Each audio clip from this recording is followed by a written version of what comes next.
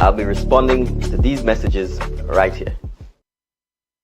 Hello and welcome to your special edition of DMs with PM for another Tuesday.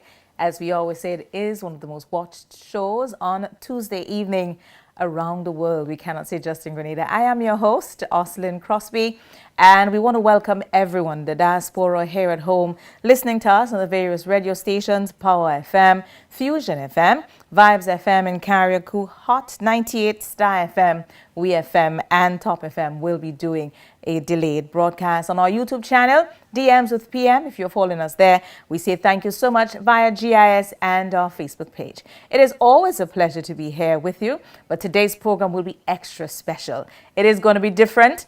We will be sharing with you a recorded piece, and also we have a very special guest in studio who will be sharing. So it is an opportunity. I know you'll be anticipating who is it, but you will know later in the show. But what we're going to do is we encourage you to please send in your DMs 423-3104. You will have an opportunity to call in with your questions. And by the time you see who our special guest is, then I'm sure you will be putting together your questions, so you have that opportunity. Share the live. We encourage you to go on to the various platforms, share the live. You have a question. As I always say, this is your once in a lifetime opportunity to ask policymakers questions. I mean, normally the media is the one who have this opportunity, but now this is a different platform where you have a chance to ask any burning question that you may have as it relates to the government's policy decisions. You have questions, the answers you will get, and this is the right platform for it. So what we're going to do is we're going to take a quick break. When we come back, we will be introducing that pre-recorded interview. It's a very special interview. And then later on in the program, you will see who our special guest is. So we will take a quick break. When we come back, DMs with PM. Calling the CARICOM community, assembling Global Africa, the 4th edition of the Afri-Caribbean Trade Investment Forum. Active 2025 is coming to St. George, Grenada, this 28th to 29th July. Join government and business leaders, investors, and trade and finance institutions to explore the theme, resilience and transformation. Enhancing Africa-Caribbean economic cooperation in an era of global uncertainty.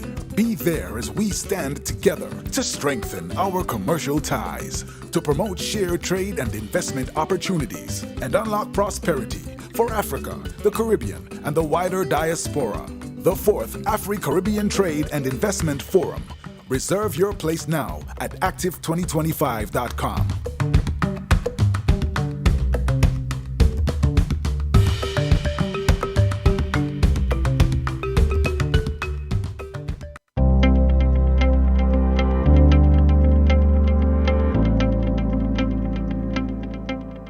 Welcome to the Cinnamon Model, one of the many stunning designs in Project 500. The home offers 944 square feet of living space, not including the veranda. It includes 3 bedrooms, 2 bathrooms, and a dedicated laundry storage area, all centered around an open kitchen, living, and dining space for everyday comfort. In the current view, would work at 70% completion, having rough plumbing already in place, electrical, interior walls, and ceiling finishes to be installed soon.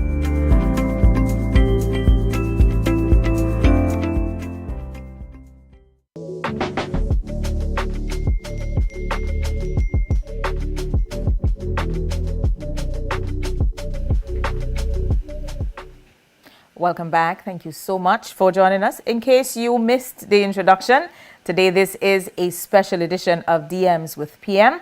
We do have a pre-recorded special interview to share first, but we do have a special guest in studio who you will see and get an opportunity to interact with just a little later on in the program. I know last week I want to reinforce what Prime Minister Mitchell would have spoken to last week as he was wrapping up. The children are on holiday. Parents, it is imperative that we ensure that they are safe. And in addition to that, remember, be a spicy parent. I know that is one of the campaigns that usually happens around this time with the Child Protection Authority. Remember, we still have a responsibility, even more so now, with them being on holiday, to ensure that they are safe. And we are in the hurricane season. The day has been a bit overcast. I know some people do become concerned, but remember, if you are prepared, then it would not raise an alarm for you. You being aware is normal, is a normal part of the preparedness process. Remember, if you're not, then you'll always panic. So be in the know. You know who you should go to for the information, the Met Office, NADMA, and always ensure that you are ready for the season. We cannot stop it. It will happen. What we can do, though, is ensure that we are always prepared. So let's go into that special pre-recorded interview. And today we'll be sharing that special piece with an interview between Glenda Cox. She's the executive producer of Real Housewives of Atlanta, when she spoke to our Prime Minister, Dickon Mitchell. Hi, how are you? I'm fine. How are you doing? I'm good. It's great to sit down with you. And I just want to, before we start, I want to just tell you how grateful and thankful I am that you allowed the Housewives of Atlanta to come last July and shoot here. If it wasn't for you, Randy, and Petra of the GTA, I don't know if we could have made it happen. The women had such a magnificent time. They loved the island. They loved the people. And I just want everybody to see for themselves how much they took Grenada in. And I don't think, again, we could have done it without your support. I know there's a lot of people on island who are like, oh my God, why are these women coming here? They're so ratchet, they're so this, they're so that. But they're going to be very surprised on what they see. And the executives and Bravo said this might be one of the best Atlanta Housewives trips ever. So I cannot wait for people to see it. All right, well, thank you for, first of all, bringing the Housewives of Atlanta to Grenada. I think first as a Grenadian, it shows that you have Grenada in the forefront of both your profession and I think your personal experience. I'm happy that they came. I got to meet them myself, and I'm sure they had a wonderful time based on the feedback they provided. So I'm happy it gives an opportunity to expose Grenada to the world, and particularly to our diaspora, be the African diaspora, or reminding the rest of us from the Caribbean that Grenada still exists. It's a beautiful island, and we're happy to host. And I think, you know, the amazing feature of Grenadians is their warmth and their hospitality. So I'm happy whenever there's an opportunity for Grenadians to demonstrate that to the world so that people can come back. And last, but certainly most importantly, thank you for ensuring that this happened here in Grenada. Absolutely. So I hear that you do this thing called DM with the PM, right? So today we're going to do DM with the PM, Glenda's edition. DM with the PM, Glenda's edition. You see the graphics coming up? I see the graphics coming up. Okay, yes. I see it too. So basically we're going to have a little bit of fun, and then we're going to go into the serious things, you know? Okay. So, because we need to show the people that you have a personality. Because sometimes, you know, you look like iRobot, and we don't want that. It's like, you know? So let's show them that, you know, you and your white. Mm-hmm. It's just not, you're young, you're handsome. You're like, I like to call you, you know, the West Indian Obama. You got to show them. Are you rolling your eyes? Make sure and keep that in edit, okay? Because he just rolled his eyes at me. All right, let's go to the first question, because according to them, I have limited time. If you could have a superpower to help you run the country, what would it be? Wow, that's a pretty tough question. I think the superpower to help me run the country would be to make things happen 10 times, 100 times faster than they do. Okay, because you're saying things are a little slow around here. Things could get a little slow, yes. It's like that commercial that you see, like they order something, and then it takes forever to bring them the rum. It's like that? It's slow? Yeah, it's island life all the time. Okay, all right, yeah. So, all right, I like that superpower. Are you sure you're old enough to vote, let alone be prime minister? I don't have to be sure enough. The people have to be. And I think they are. What? Yes. That was kind of a very... Personality, like. Oh, that was like, let's, you know? All right. What do you think? I'll get carded?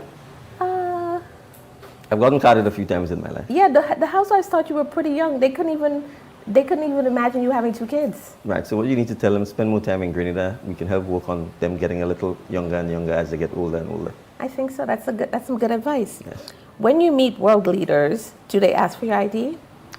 No, but one of the security almost threw me out of their circle once because he thought I was, you know. He thought you were what? Well, kind of like an imposter, you know, like someone trying to, you know, crash the big boys event. Yeah. So, you know, they were about to lift me and physically throw me out, and someone had to whisper as the Prime Minister of Grenada. Okay, let's take this time to thank your parents for the good genes. I thank my parents for the wonderful genes. Amen. Amen. Okay, carry on. What's the weirdest gift you've ever received? In my entire life, or? In your entire life. in your entire young life? I've had a lot of them. I can't. Weird. Something weird. I'll have to come back. I'll come back on that one. I'm not sure I can figure We don't out have what time it for is. that, so we're not going to come back. That's what I'm saying. Oh, it's so hot and lovely in this island. I'm sweating if you guys notice. All right, next question. What's your guilty pleasure? Chocolate. Chocolate? Yes. What kind of chocolate? Dark chocolate. From where? What brand? Grenada. Okay. Brand good answer. Grenada. Good answer. If you could have dinner with any world leader, alive or dead, who would it be? Nelson Mandela. Oh my gosh, me too. Oil down with chicken or no chicken? No chicken. What do you prefer in your oil down? Lots of vegetables. I prefer the breadfruit a little on the ripe side, so it's a little sweet. You need coconut milk and you need curry in it as well. We had oil down on the Housewives. It's going to be nationwide. You know, there was a thing on the internet about, I think it was a Trinidadian who tried to make the oil down, and it went viral. I mean, it's in the past, but still. Like good viral or bad viral? It went semi. Is it like chicken curry or curry chicken? Yeah, it's one of the two.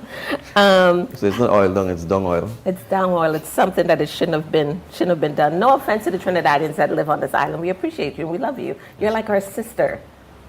That we never. Okay, I'm just kidding. All right, I'm taking it too far. Have you ever fallen asleep during an important meeting?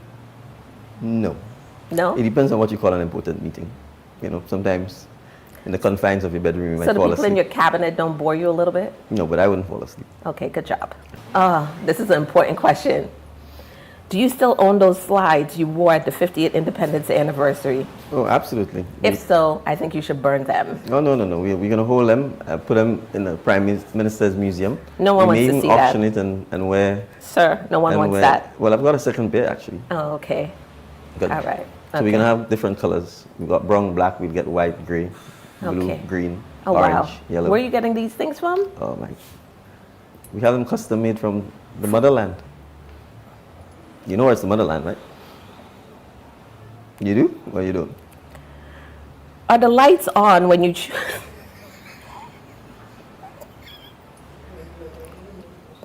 It's good when you're laughing at your own jokes, right? Alright, maybe your executive producer is distracting you. Oh, the executive producer wrote these questions. Oh, I get it now. Are the lights on when you choose your shirts in the morning? You don't need the lights on. We've got natural sunlight. I would like the crew to flash sideways to that shirt with the flower. Oh, that's a beautiful shirt. No, it's man. not. It's a beautiful shirt. It's not. It's a beautiful shirt. It's not. It's so quintessentially Grenada, island life. To who? You spend a lot of time in New York? Yes. Okay, that's why. Gets a little dreary and boring and cold up there. So Oh no. You need Oh, a little no. pop of And color. you're getting violent with the answers. Do you miss driving yourself? Absolutely. Okay. All right. Sometimes do you confuse yourself about where you're actually from? You spoke about the motherland, but do you know that you're from Grenada? I knew I was born in Grenada, yes. Oh, yes. Yes. But That's not where you're from. Okay. All right. Okay. Okay. All right. Serious questions. You're approaching your third year as Prime Minister. What has been the hardest lesson you've learned so far?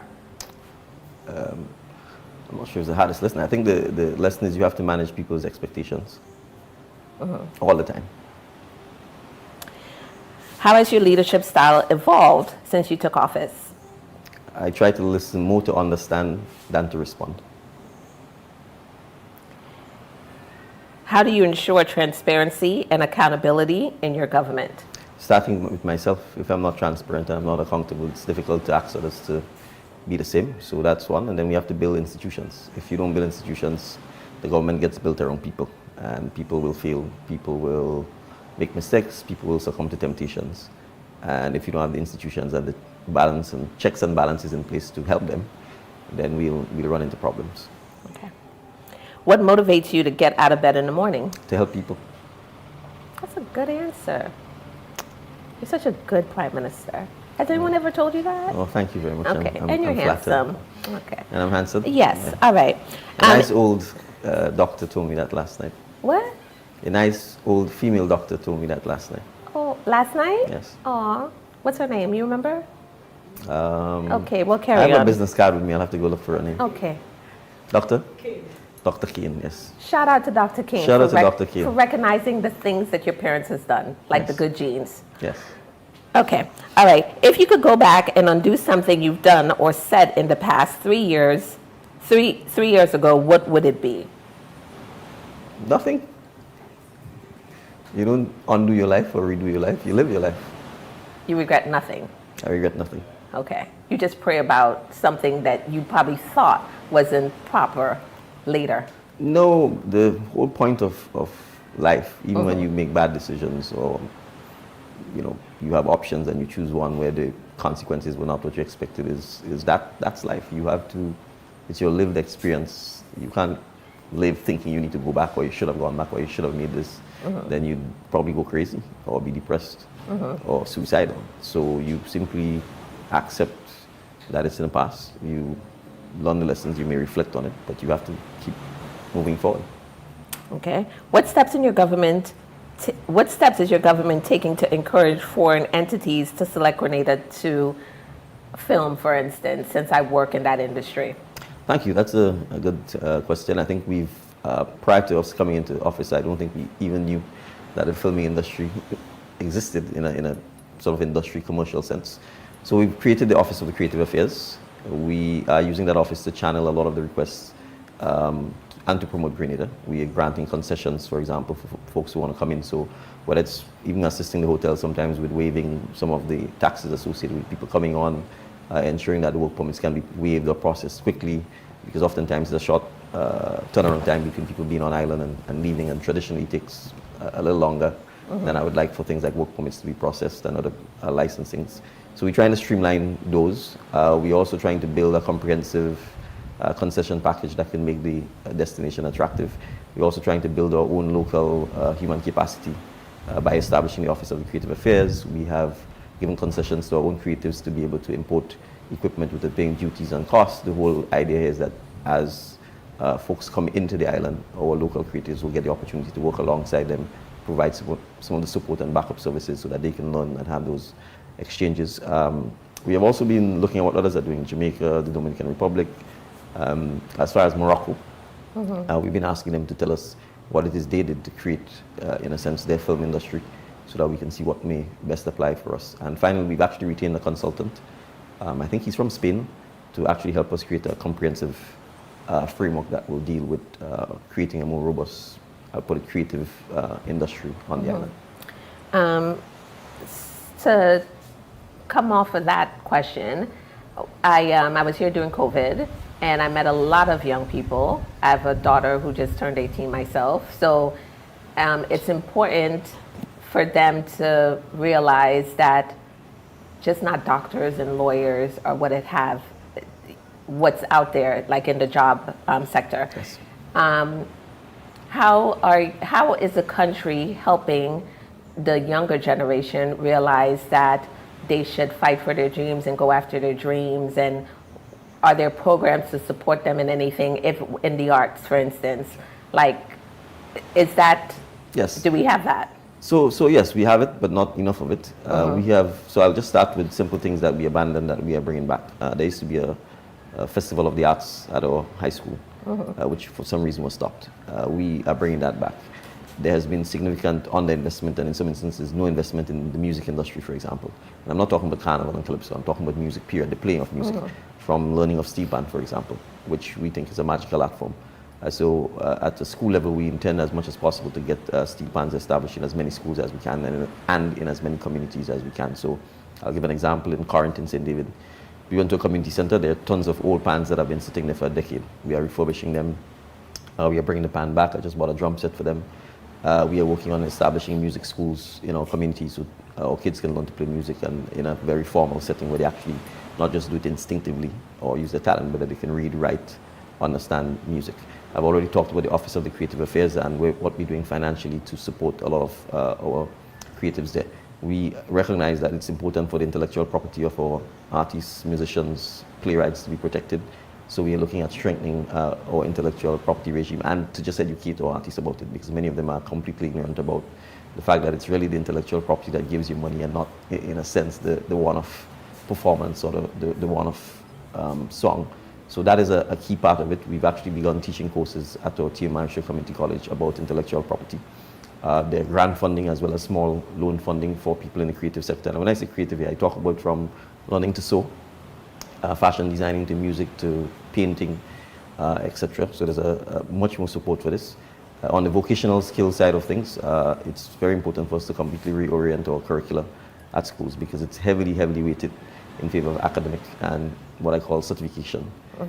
We intend to spend significant time reorienting the curricula to more vocational skills. That means we have to build vocational centers, turn some of our schools into vocational schools, and that ranges from agriculture, food processing, to hospitality, because although tourism is a significant contributor to GDP, our education system really doesn't actually train persons to work in the hospitality sector, just in terms of the quality of service, the kind of service, the mid-management, supervisory management jobs, the chefs, etc. So we have to create a hospitality center that aims to be a center of excellence, an agriculture center that aims to be a center of excellence, furniture making. There's a small furniture school.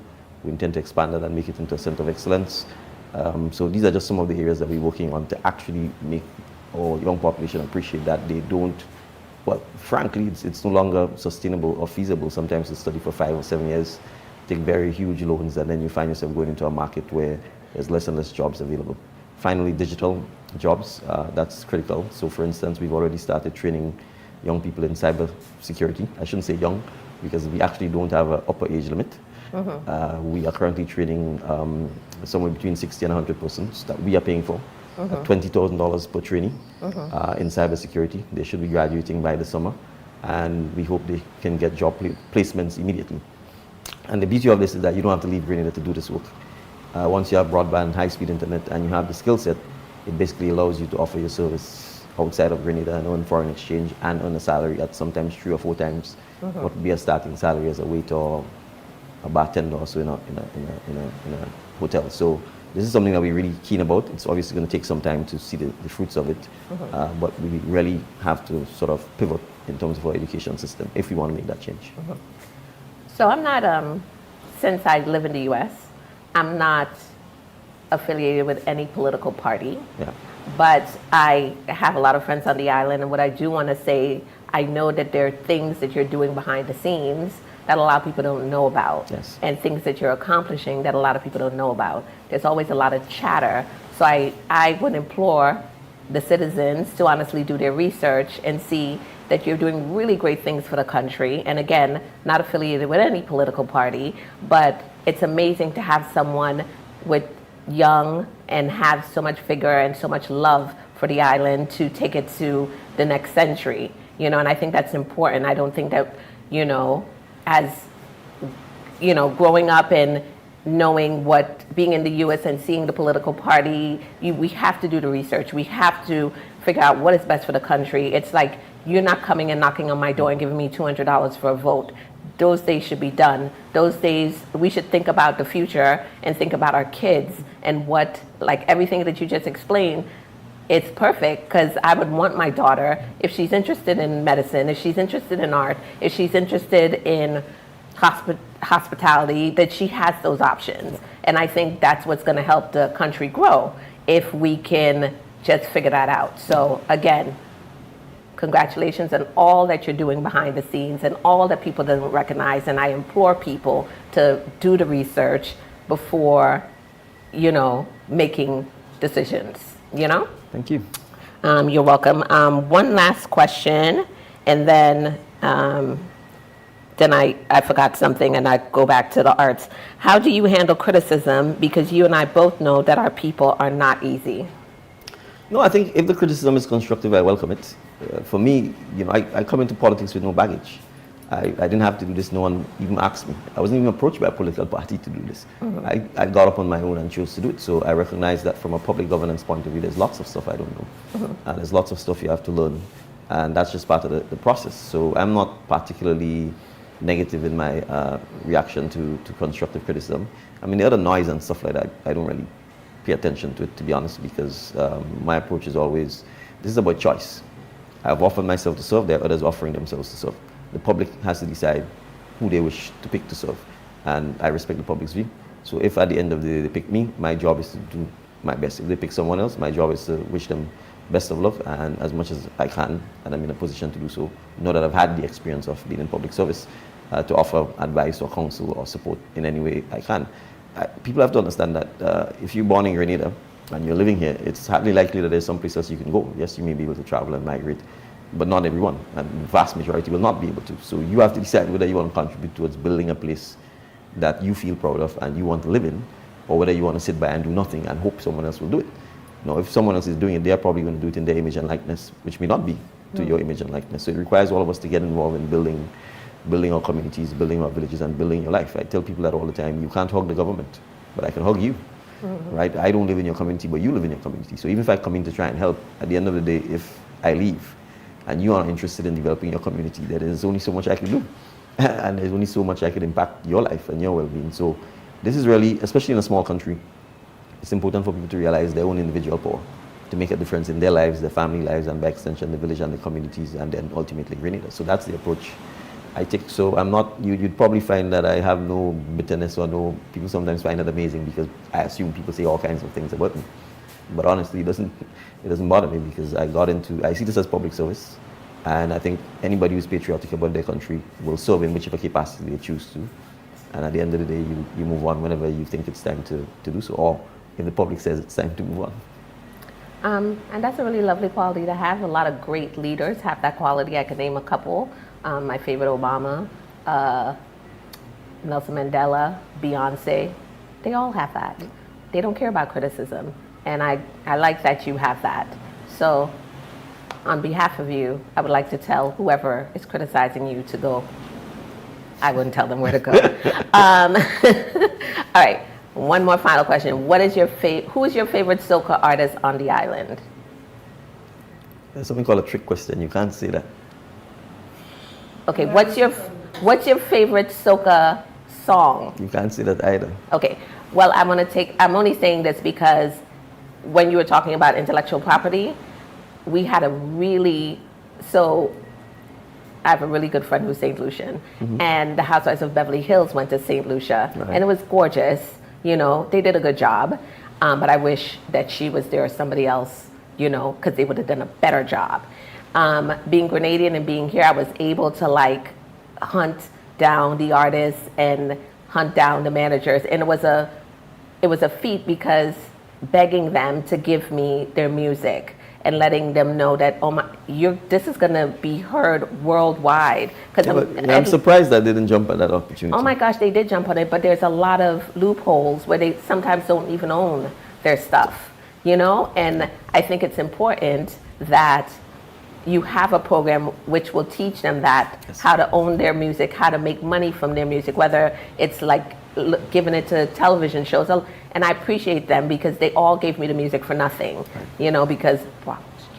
Right. But hopefully in exchange for that, you should assist with us ensuring that we can teach them about the intellectual property, yes, and what is required. Because that's the main challenge. It's not just intellectual property, but how to monetize your work. So even an artist who may be a great painter, and I'm looking at this, for example, that doesn't mean it's a great painting. It's a beautiful painting. You know, and I'm looking at this and I'm saying there are lots of talented painters in Grenada, but beyond the painting, in many instances, they don't know how to monetize. I'll give an example. In St. David, we did an art exhibition for the 50th anniversary. And when I spoke to a lot of the artists, they told me they've never exhibited. Yeah. And if you never exhibit, then it means you never know the talent that you have and the fact that people may want to buy it. So I think just being able to provide that sort of infrastructure support to just have a place where people can come and see the art, or tourists can look. Someone may want to buy the painting, someone may love it, someone may then tell you, can I give you a commission where you paint for me or paint for my, my business or my hotel or what have you. So a lot of it is just that institutional support and framing and understanding how the international business works, understanding, for example, how the art will work. I tried sending my friend, I bought a painting in Carriacou from Canute Calise. I'm not sure if you know who Canute is, but he's deceased now, but he's a very famous painter from Carriacou. He got famous because he painted for Ronald Reagan, right? And as a result, obviously, his stock went up significantly. Yeah. So I bought 2 paintings from his daughter, and I have a friend in Switzerland who I went to school with, who's a painter as well. And so I offered to send him the painting. And for him to clear that painting in Switzerland, he absolutely had to prove Yeah. that he was not engaging in fraudulent trading in art. Yeah. So you had to prove the owner, you had to prove that I had a title to the painting, that I paid for it, you know, that I shipped it, all of that. And it's just testimony to how sophisticated the art world is. Yeah. But probably 9.9% of our artists don't engage in that business side of the art. And I think that's important for us to really teach that. So that's why the curriculum in our schools have to be completely changed, because those sort of things, you don't know about it. Yeah, agreed. And when you don't know about it, people take advantage of you all the time. Yes, and I think that's what I think a lot of the musicians were finding out, that, you know, like, where is all that money? They're streaming all over the place. Yeah. Like, where is all that money going? Yeah. You know, like, some of them signed contracts they should have signed. But again, I'm so thankful that they gave us the music, because it helped with the authenticity of the island. It gave the island a feel. So shout out to all those artists and all those managers who, like, helped us. You should name them. I know, I wanted to. So we have Vaughn, Very good. we have Lil Nazi and Thunder, we got Tara the Governor, we have Lava Man, we have Mandela Links, we have the Jambalasi Rules beat. Remember the Moss International. Yes, from Moss International from back then. Yeah, we have, I think, if I forget anybody, but I'll make sure that we do a little post. They got credit in the back. Oh my goodness, we had the kids that helped on the ground, like Arthur Daniel, for instance. He gets credit in every episode because his B-roll, like all the B-roll he shot of the island, and he was so welcoming and able to, you know, give it to us. So I like that. We might talk to him to even do something outside. Okay. It got, you know, the visa and all that permitting. It'll be great. But yeah, it was a good experience. So good. That's why Yeah. we want you guys here, and that's how our team will, our talent will get the exposure and get to Yes. learn and grow. So thank you for that. Yeah. No, thank you. And thank you for today. You're welcome. And I hope I didn't ask you any embarrassing questions. It's good to be embarrassed sometimes, you learn. Yeah. And see your leg like relax and stuff. It's I'm relaxed. relaxing. Yeah, you're relaxed. I'm a chill guy. Yeah. Thank you, my dear. Thank you. You're welcome. Thank you so much. I know most people were wondering what was happening there. If you missed the introduction, it was a pre-recorded interview with a Grenadian daughter who lives overseas. That's Glenda Cox. She is the executive producer of Real Housewives of Atlanta. And she did that interview with our Prime Minister when they were here recording that episode. And that was since last year, I believe. I think it was around that time. Was it, or earlier on this year? It was earlier on this year. So, and that is where that interview was conducted. So we shared that interview. I know people, yes, it was a pre-recorded piece, and we get to hear a little more from our Prime Minister. Remember, for the past couple of weeks here on DMs, he was sharing some of the things that we don't know about him. Yeah, so I think Glenda had an opportunity, just as we do here on DMs. Either myself or Aruna gets an opportunity to ask him those, you know, the light questions, that it's not just the jacket and tie kind of person. He is an individual, he's human, he was an ordinary man. As he said, he got up and decided to do politics, but you know, that was a big change. So it means that I think sometimes we get the impression that the people who are policymakers, our head of state, are not normal people. They are. Everything we do, they feel, yeah, but others just are better at coping and dealing with it than others do. So that was that piece of interview. I did say that we had a pre-recorded piece, but guess what? We're going to take a break now. When we come back, we will be introducing our special guest. I did promise you that we have a special guest in studio today. And when we come back, we get into that conversation, and you also get to know who it is. So we'll be back shortly.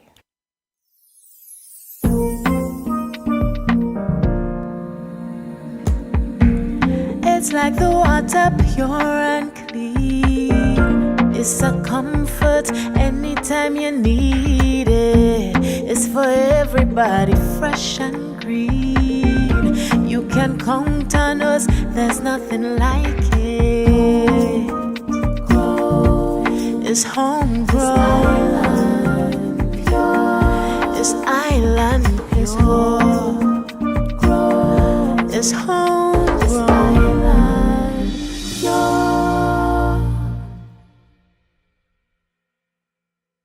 Call Calling the CARICOM community, assembling global Africa. The 4th edition of the Afri-Caribbean Trade Investment Forum, Active 2025, is coming to St. George, Grenada, this 28th to 29th July.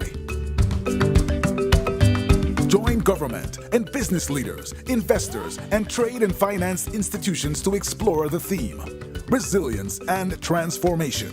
Enhancing Africa-Caribbean economic cooperation in an era of global uncertainty.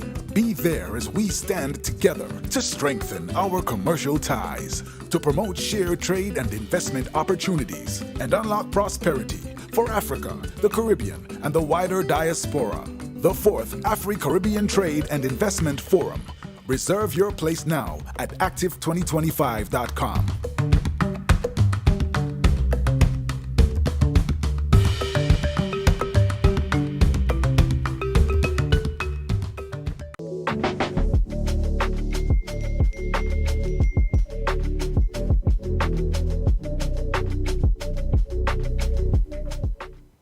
Welcome back. Thank you so much for joining us. We are moving up to 7 o'clock, but I did promise you a special guest for this week of DMs with PM. And I don't want to waste too much time. I want to get straight into it. Today, our special guest, the Honorable Ron Redhead, our MP, Member of Parliament for the Constituency of St. George North East. Honorable Redhead, thank you so much for being here. Welcome to DMs with PM. Thank you. It's a pleasure. Good being here. I think I enjoy the program more online than in studio, so I'll see how it goes.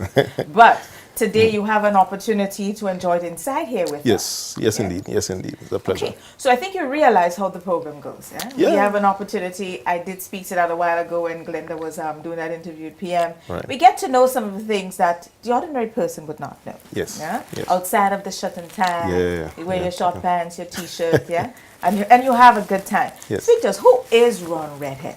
Right. Not Well, even honorable. Right, yeah, and that's good. Well, Ron is a very simple, humble, quiet guy. I enjoy lots of jokes and so on with my friends, and people who are closest to me could attest to that. We spend hours having fun and laughing and, sharing and exchanging jokes. So I'm a very simple person. I am not reproachful in my thinking. I think in politics, by and large, when you are in a position of power, it's easy to be reproachful. So I think not being a reproachful person is something good to have as a trait in politics. So that's who I am in general, and even outside of politics. Again, very fun guy, very, very quiet and simple. Just by using the word reproach, you can tell that your parents are from a particular age, right? Born in a particular time, because that is how our parents who are mature they would speak. Yes. Why are you reproaching me? In your spare time, what do you consider your hobbies to be? What do you like to do? Right. Well, I have several, but for the purposes of this show today, I would speak to one which I enjoy very much. I actually like to solve problems. So I often get very pensive, thoughtful, in deep thought, trying to think things through to bring about solutions. So for example, I have been able, in my own world, to think up a solution for the Haiti crisis, for example. I've been able to think about solutions for how we do business differently in Grenada and the rest of the Caribbean, and trying to understand that as we modernize the practices, just like we expect school classrooms to transform and change and meet the times that they are currently in, that they too need some level of reformation. So that is what I do in my spare time. I write a lot of ideas. Very weird, but it's good. I don't think it's weird at all. For one, your position now dictates that. Right. The deep thought on that of Haiti, that one is a regional problem. It's a worldwide problem. We look at what's happening in Gaza, we look at all the big, and it's in our backyard. Very much so, very much so. I think it is well in line, you're in line. Yeah. Your fondest memory as a child or as a teenager? I've many. Does it have to be a funny one? I don't want to. No, it does not need to be. Just fondest. It could be serious. Right. No, well, I think growing up, the love of family in particular, and the importance of understanding that, notwithstanding that you may disagree as family, but you always keep that camaraderie and that spirit of togetherness. I had a sister. She was born with a challenge to her brain, And when I was younger, the first time I met her, we were sitting on the table with my grandmother, and I said to her, well, Ellen, you can't speak, but you're hitting me. So my grandmother burst out a laugh, and she came out and she was like really, really impressed with that specific criticism to my own sister and saying, my half-sister, and saying, look how you're talking to the child. She went, she called everybody XYZ, and, you know, she laughed at that.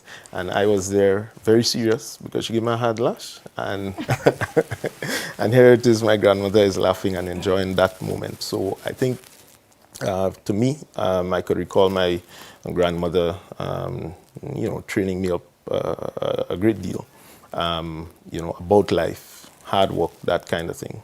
So spending times with grandma was a good, fond memory. Fond memory. Wonderful, wonderful. They impart wisdom that would never ever be taught in books. Yeah, definitely. All right. Politics. We have moved away now from the man to now the public figure. Where did it all start for you in politics? In politics, what inspired that move? Well, it is a historical thing with me. Growing up with my mother and father, you know, we were generally a cool family unit. I had an elder sister and also an elder brother and elder sister, so 2 sisters, 1 brother.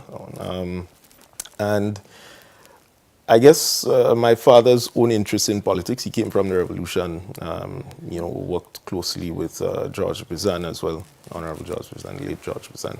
And his ideals trained me up. When I was growing up, we used to listen to the old radio, BBC Caribbean, and you would get the synopsis from a regional standpoint and also a global picture as to what was happening. I grew up also reading newspapers. It was very daunting. And my father used to make me ensure that pick 2 articles, and he going to come back, is what he would say, and then when he gets back, I have to be able to tell him what the articles explain and my own comprehension of it.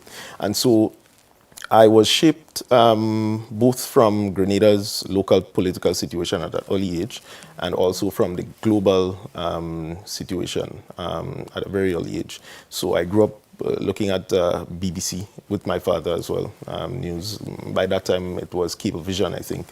And, you know, as you grew, you got into it. I joined Frontline Politics in 2013. So I'll give part in, well, 2 jokes. In schools, in GBSS, sorry, we used to have this moment where we would do debates. In Form 4, we'd open up some of the petitions, and all the classrooms would debate. And I think in 2008, there was the grand debate about the upcoming election. And so we would have fierce debates to the point where we get so worked up and so on with this thing. I actually broke my hand trying to not hit someone. Oh, no. And so when I recognized that my hand may have been severely broken, I went home and I told my mother I fell. But I used to go to a church, Stanford Simon. So one of my good friends came and said, "Mommy, you know how he broke his hand?" So of course, that's why I learned the importance of telling the truth up front. Yeah. So I thought that was one of the most important ones. And the other important aspect which allowed me to enter into Frontline head-on, I was training at the government printry at one point. And the boss there is a Jehovah's Witness. And so election around 2013 was heating up and so on. So he'd always come and crack some jokes and so on. Because one thing with me, I am very honest and straightforward to tell people, you know, my beliefs. It's up to them if they don't share it. But I also respect that because I'm very tolerant as well. So he would come and crack the jokes. And so one afternoon before work ended, he saw me jotting down some stuff. So he said, "Hey, Ronnie, what are you doing there, boy? You're writing up a strategy?" And I actually looked at him and said, "Yes, I'm writing a strategy as what the then Prime Minister should do to be able to retain power." And all of them came wrong, and, you know, all the workers, we laughed about it and so on. And in the end, the results, certainly NDC had lost. And they actually believed in that specific strategy, and they said, why you ain't go? You should have bring that, man. You should have bring that. And, ultimately, I had a very bad experience after government change, to the point where I just felt, this kind of victimization is something I would not sit for. My father, in particular, was very humble about it, but he would always say to me, whatever you want to do, I will support you. Go ahead and just do it. And so that kind of encouragement got me to take the first step. And I could recall immediately after the election, I picked up the phone, got the number of the former Prime Minister Tillman Thomas then. And I asked him, well, how he was feeling about the results. And, the vigor in his voice, that actually said to me, this is somebody unfazed, notwithstanding that they just lost all 15 seats. And he said, no, well, we take it as a lesson and we're going to move again. And, that kind of drew me. I had the option to join the current opposition, but I said to myself that, I don't want something that is ready-made. Because if you're going to be a good leader, you need the opportunity to learn. And therefore, I saw that party as just a ready-made party with resources and so on. But you want to struggle. You want to come through a struggle so that you would learn. So I chose the NDC. And since then, it was a very difficult experience. I would not pretend with you. Opposition politics is always significantly more disadvantaged than being in government.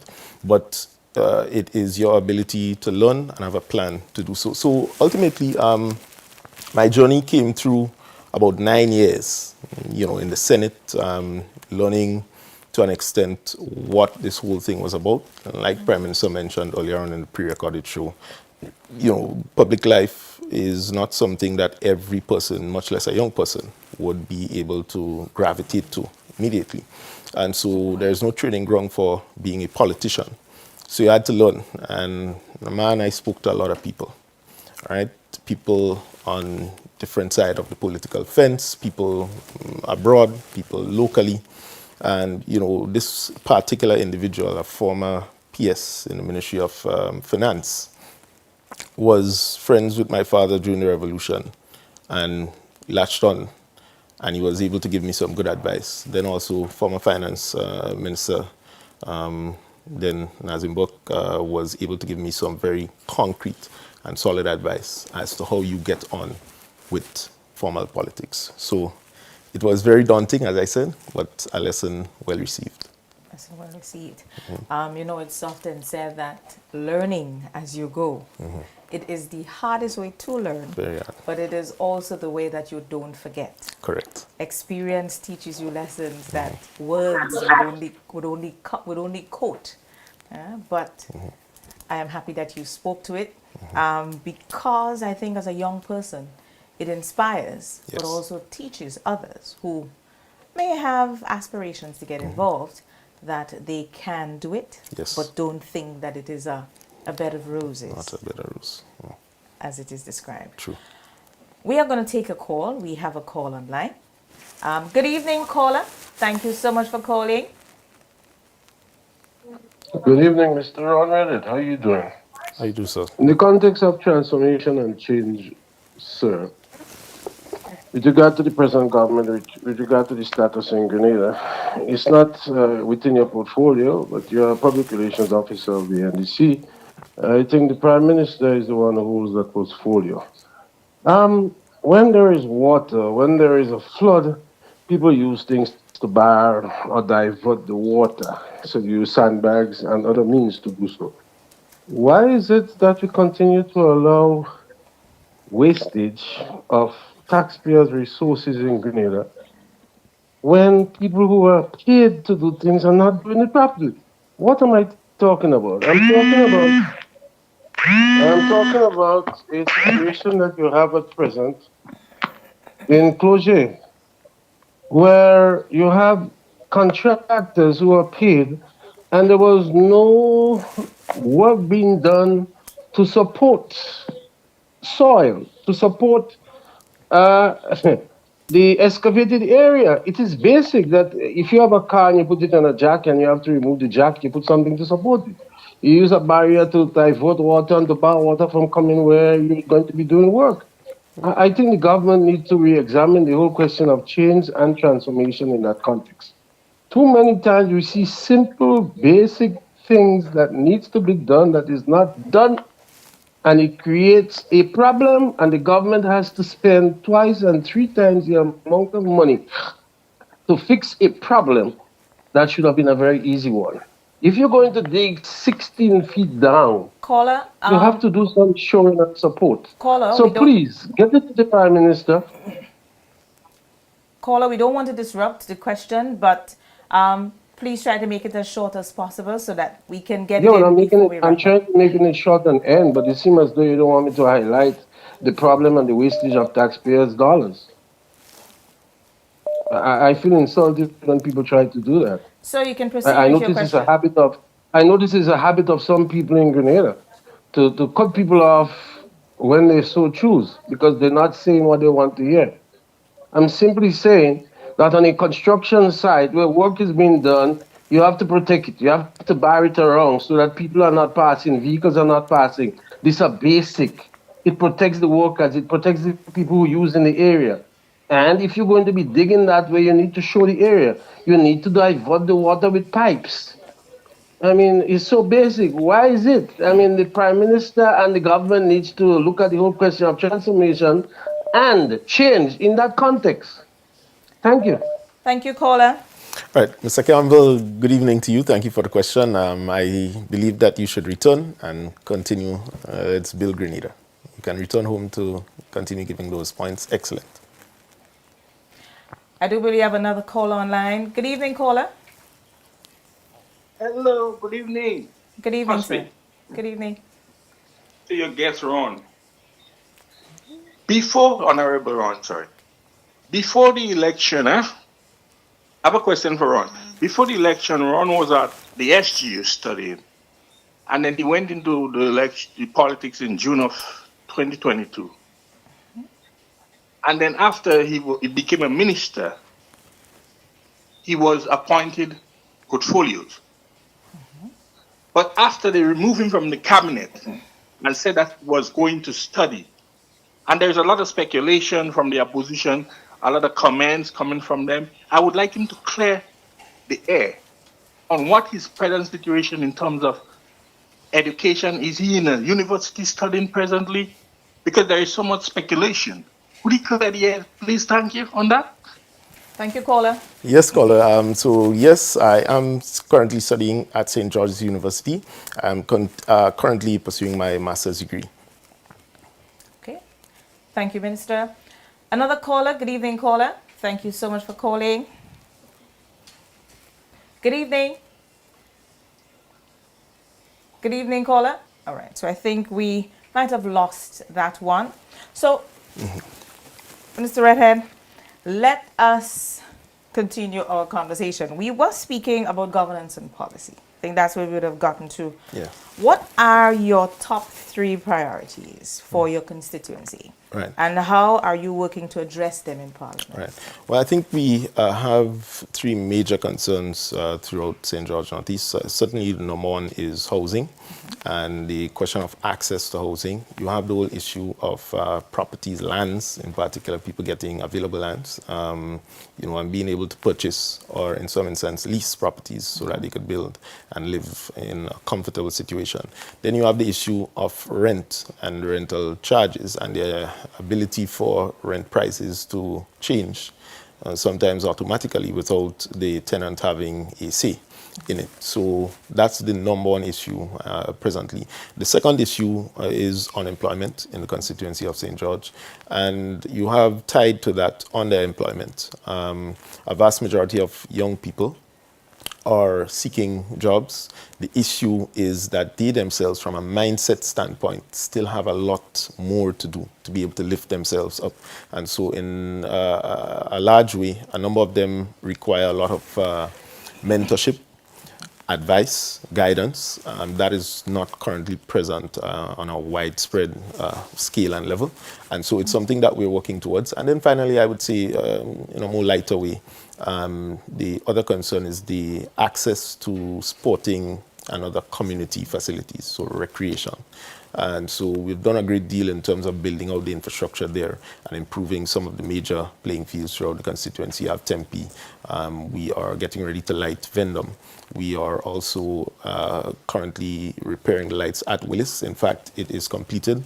And in any moment now, we'll be able to turn on those lights full time. And the football teams will be able to play who are from Willis. So I think those are the top three.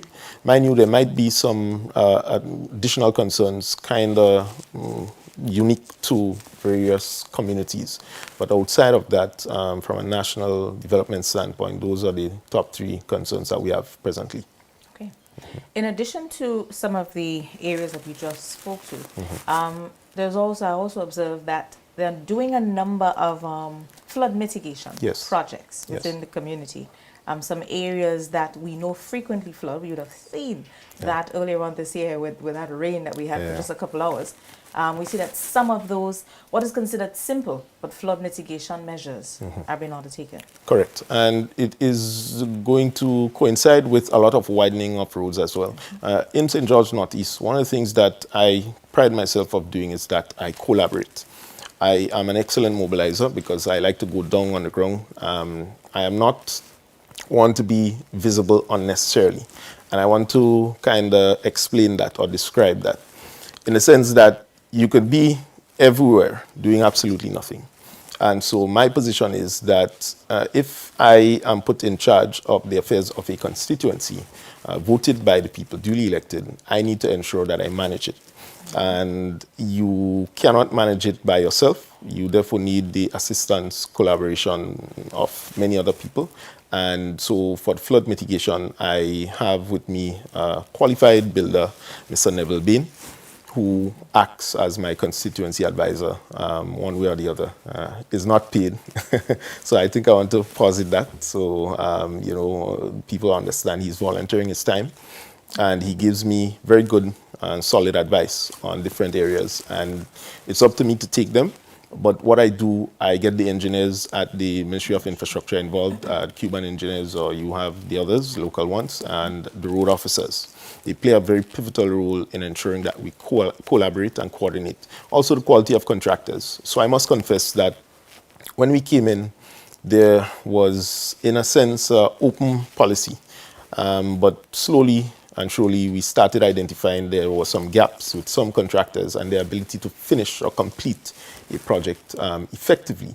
And so one of the things that we did was to try and encourage them to upskill themselves. And I could just point out one contractor, a young contractor who we've been working with steadfast, that is Kimi.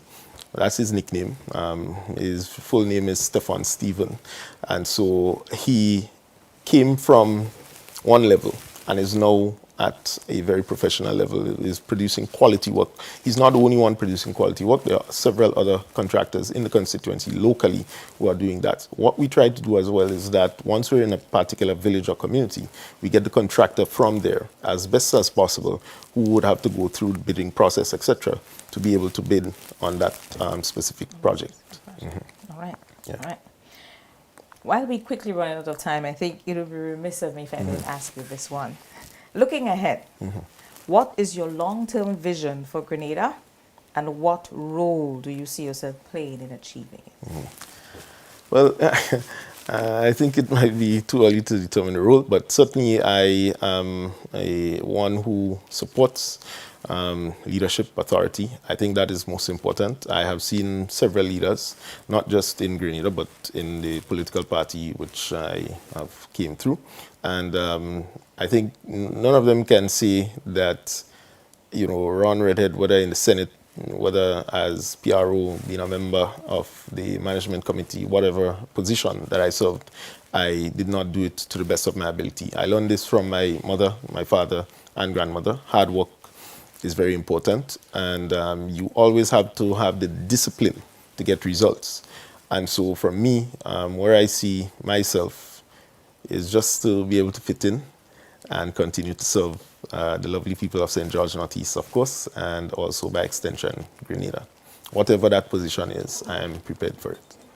So you are prepared to serve? Yes. Yeah. All right. So it's just about time for us to wrap up. We cannot leave without you speaking about your first experience here on DMs. You did say, though, before we got into the interview, that you enjoy it more on the outside, Yes. being a part of the audience rather than being the guest. Yes. But what do you feel about it? Well, I love the comments more than than you come into the room. But definitely, I think, and in your introduction, you mentioned it. It's a very different setup when you are able, as legislator, policymakers, to come to account and to have the population have a more direct interface with you.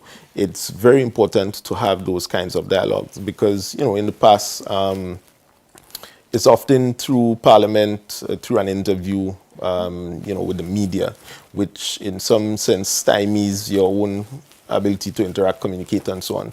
And I think this platform augurs well for the future of politics in general for Grenada, because here you have members of Parliament, the government level, who are being able to be asked questions and account openly without any kind of hidden agenda. I think it's important, it augurs well, and we need to do more of that. I think we need to have a segment DM with the future PMs.